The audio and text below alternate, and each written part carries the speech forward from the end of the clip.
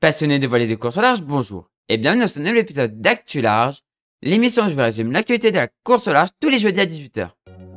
Aujourd'hui, dans un premier temps, on va parler de Sam Goodchild qui rejoint l'équipe de Thomas Ruyant et qui reprend Linkedot 1. Ensuite, on va parler de Bangpop qui s'est tiré une deuxième balle dans le pied en l'espace de quelques semaines.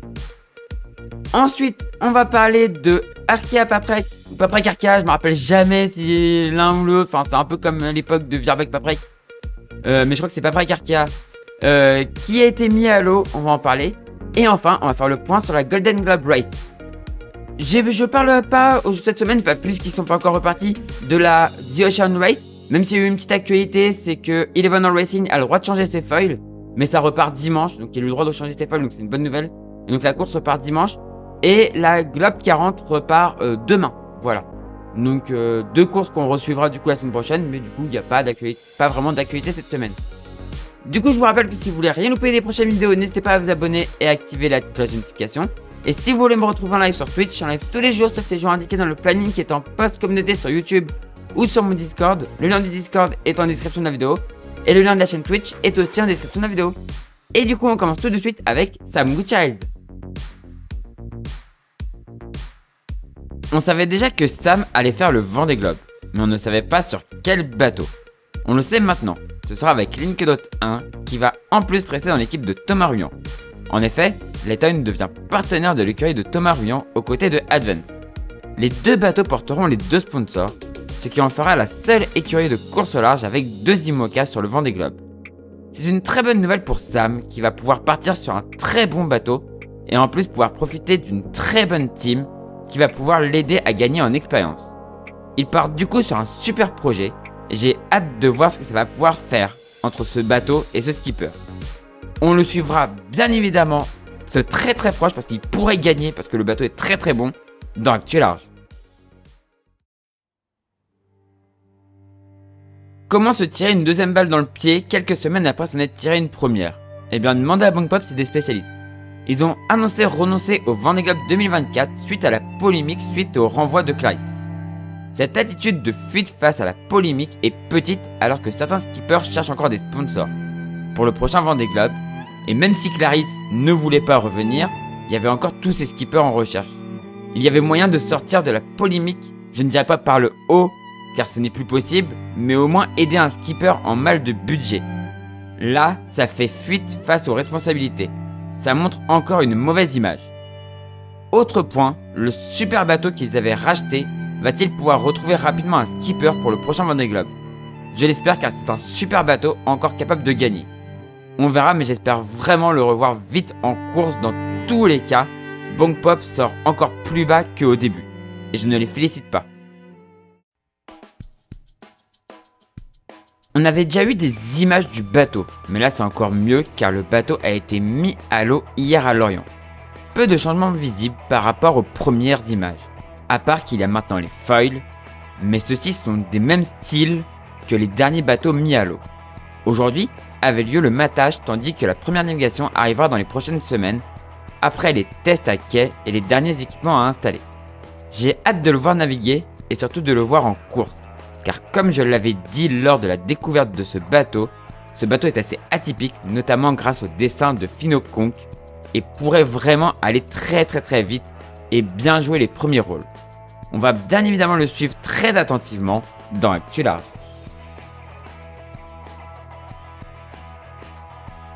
Et on finit cet Actu Large du coup par le traditionnel point sur la Golden Globe Race. Ça continue à se courir et on a maintenant du coup deux bateaux passés en Atlantique. Donc on avait déjà eu Christon qui était passé, même trois bateaux deux bateaux en Atlantique, non parce que là c'est Bernard Moitessier que maintenant on va voir partir, qui était parti après qui avait continué lui vers l'est. Et donc on voit Christon qui a bien passé à l'est comme je l'avais dit, hein. Christon est bien passé à l'est comme j'avais dit, Abila passe à l'est aussi. Et maintenant, on va avoir deux bateaux qui vont passer. Donc, on a Michael Guggenberg qui est... Alors, si je me rappelle bien, Michael Guggenberg, il est en full boat, donc il s'est pas arrêté, lui. Donc, il arrive en 3ème position des full boat. Et Simon Curven est du coup toujours en tête du coup maintenant de la catégorie Chichester. Et bah, il est en train d'y arriver tranquillement au Cap Horn. Et derrière, bah, il n'y a pas de bataille. Hein. De toute façon, là, il n'y a de nouveau plus de bataille, malheureusement. C'est de nouveau très distancé. Jeremy Bagshaw ici. Et ensuite, là, Nebert Jones ici. Et ensuite, derrière, bah, il n'y a plus personne. On va regarder la météo actuelle. Voilà, on va actualiser la météo avec Windy. Voilà la météo qu'ils ont actuellement. Donc, on va commencer par les bateaux de l'arrière. Là, Nebert Jones et Jeremy Bagshaw. Donc là, c'est du portant VMG pour les deux. Un peu moins de vent pour la Nebert Jones qui est actuellement à la vitesse de 2 nœuds 1. Donc vraiment pas rapide. Et là, on a une vitesse de 5 nœuds 5. C'est pas trop mal pour Jeremy Bagshaw. Faut savoir que les bateaux en plus commencent à être entre guillemets sales. C'est un problème qu'on n'a pas trop sur les bateaux de course parce qu'avec la vitesse et tout, les coques sont souvent entre guillemets s'auto-nettoient. Je mets bien des guillemets, hein. Je mets des gros guillemets sur ce que je dis, mais les coques entre guillemets s'auto-nettoient. Genre les IMOCA quand ils filent à 20 nœuds, y a rien qui peut se crocher quoi. Enfin, y a pas grand chose qui se croche directement sur la coque. Il peut y avoir des algues dans les safrans, enfin voilà, mais sinon ça se croche pas trop dans les. Y a pas grand chose qui se croche sur les coques. Là, 5 nœuds. C'est plus compliqué, donc là on commence à avoir des problèmes, de choses qui se crochent sur les coques. Et donc les coques commencent à devenir de plus en plus sales et donc les bateaux vont de moins en moins vite. Et en plus ces bateaux commencent à aussi avoir pas mal de milles. Et il y a des avaries et tout, donc les bateaux vont un peu moins vite. C'est une fin de course qui est pas facile. On va regarder la météo pour la suite du coup. On voit que le vent va basculer. Alors la Nebert Jones il est vraiment mal barré. Parce qu'il y a vraiment pas beaucoup de vent. Jeremy Bagshaw, lui, devrait récupérer un vent un peu plus nord, donc qui viendra un peu plus du nord, donc ça devrait l'aider. Par contre, derrière la zone de Moll, non, la zone de Moll ne devrait pas le concerner, puisqu'en fait, il y a une dépression qui descend et devrait l'aider à aller droit vers l'est pour chercher le passage, la fin de la zone d'exclusion et pouvoir descendre vers le Cap Horn. La Nebert Jones, lui, derrière, va retrouver du vent derrière la zone de Moll qui est descendue et la dépression. Et devrait avoir un vent de secteur sud. S'il longe bien la zone, il devrait retrouver un vent de secteur sud. Qui devrait aussi l'aider à aller vers la fin de la zone d'exclusion des glaces. Par contre derrière, 25 février. Derrière, si là il est pas passé, si Jeremy Bagshaw est pas passé, m'étonnerait que ce soit pas passé. C'est m'étonnerait que ce soit passé d'ailleurs. Il retrouvera du VMG, mais derrière, il y a l'arrière de la dépression qui va l'aider à faire route. Et par contre, la Nebert Jones va perdre le vent en premier, et donc du coup, va encore ralentir. Et va retrouver un vent portant VMG. Par contre, derrière, le vent va redevenir on va retourner sur un portant VMG de secteur, du coup, secteur ouest. Si Jeremy Bagshaw, là, on sera le 26 février, si Jeremy Bagshaw a réussi à passer, derrière il aura un vent qui pourrait. Non, ce sera toujours du VMG parce qu'il y a une petite descente, mais c'est pas autant que ça. Après, ouais, l'option sera quand même de descendre et après d'essayer de choper, mais ça m'étonnerait qu'il puisse le faire. Derrière, ouais, sinon c'est au nord ici, c'est toujours du VMG. Et l'idée, sinon, derrière, ce serait de descendre au sud. Et au sud, comme ça, tu peux choper les vents. Quand tu as des vents portants, enfin des vents de nord ou de sud, bah du coup tu peux aller tout droit et avoir un vent qui soit bien favorable. Voilà. C'est toujours une succession de dépressions. Voilà. Ou alors, ouais, non, on peut aussi rester au nord. En vrai, ce que je vois là, 28 février, on peut aussi rester au nord et avoir un pas trop mauvais angle pour descendre. Alors on descendra pas direct sur le Cap Horn pour vraiment paner, mais ouais, ça peut se jouer aussi comme ça. Ça peut se jouer comme ça. Et derrière, avec un vent de sud, si t'as descendu assez, tu peux choper ça. Mais c'est assez fort. Donc à voir ce que Jeremy Bagshaw. Jeremy Bagshaw, je pense qu'il pourra le faire. Je pense que malheureusement pour la Nebert Jones, je pense il se prendra la molle qui est derrière. Ouais, je pense que dès qu'on a passé là, faut descendre au sud et faut vraiment descendre au sud et en fait jouer avec les dépressions qui passent. Quand c'est VMG, tu tires des bords. Quand tu peux aller tout droit, tu vas tout droit, quoi. Clairement, le problème avec ces bateaux-là, c'est que tu subis, quoi. C'est que tu subis. C'est pas comme les bateaux de course récents où tu peux aller chercher les systèmes. Là, tu subis en fait les systèmes. Donc voilà. On va passer sur les bateaux suivants. Les 3 bateaux ici. Enfin non, on va regarder pour Simon Curven et Michael Gunberg qui vont passer du coup le Cap Horn dans pas longtemps. Et bah c'est une approche de Cap Horn dans des conditions assez rudes.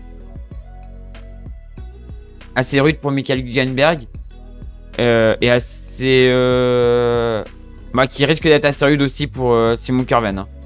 On voit que derrière, il y a une nouvelle dépression qui arrive. Pour les deux, ça risque d'être assez rude. Ah, quoique la 24 février... Ouais, non, si, ça va être rude. Ça va être rude et directement après, ils seront cueillis par Dupré, normalement. Pour le début de la remontée. Faut aller vite, là, pour Simon Curven, 24 février. On est le 23. Faudra quand même qu'il aille assez vite pour éviter cette dépression. Sinon, il va être obligé de l'affronter, malheureusement. Ah, finalement, elle descend pas tant que ça. Je pensais qu'elle allait vraiment descendre plus que ça. Mais finalement, elle descend pas tant que ça, donc... Alors, ça serait un passage un peu atypique, là. C'est du prêt, donc ça serait Michael Gunberg. Je pense que... J'aurais eu... Michael Gunberg, pardon. Il serait passé, je pense qu'il serait par ici. Donc là, il serait au portant, ce serait cool pour lui. Par contre, Simon Curven, je pense qu'il va se prendre du prêt au Cap Horn, ça va être bizarre. C'est assez rare. Dans ce sens-là, c'est assez rare. Et avec potentiellement pas trop de vent. Je pense que Michael Gunberg, s'il gère bien, il a moyen de s'échapper un petit peu. Par contre, on voit que derrière, Simon Curven, ouais, ça va être... Bon, après, il reprendra du portant ici. Et Simon Curven, il y aura peut-être intérêt à passer à l'ouest des Falklands, en vrai. Il y aura peut-être intérêt à passer à l'ouest des Falklands. On voit que derrière, il n'y a plus trop de vent. Ouais, là, pour les deux, là, l'ouest des Falklands, ça pourrait être une option, en vrai. Parce que derrière, il y a une grosse zone de molle, là. Après, il y a une nouvelle zone de molle aussi, si c'est pas facile. Mais au moins, t'as toujours du vent, ouais. Je pense que moi, je prendrais l'ouest des Falklands. Je pense qu'il faut prendre l'ouest des Falklands et après, en fait, quand tu te retrouves auprès ici, tu pars comme ça, quoi. Je pense. Et ensuite, comme ça, tu rechopes ces vents-là et ça pourrait le faire. Ça pourrait le faire. Ça va être intéressant ces prochains jours. Après, il y a une nouvelle zone de molle ici.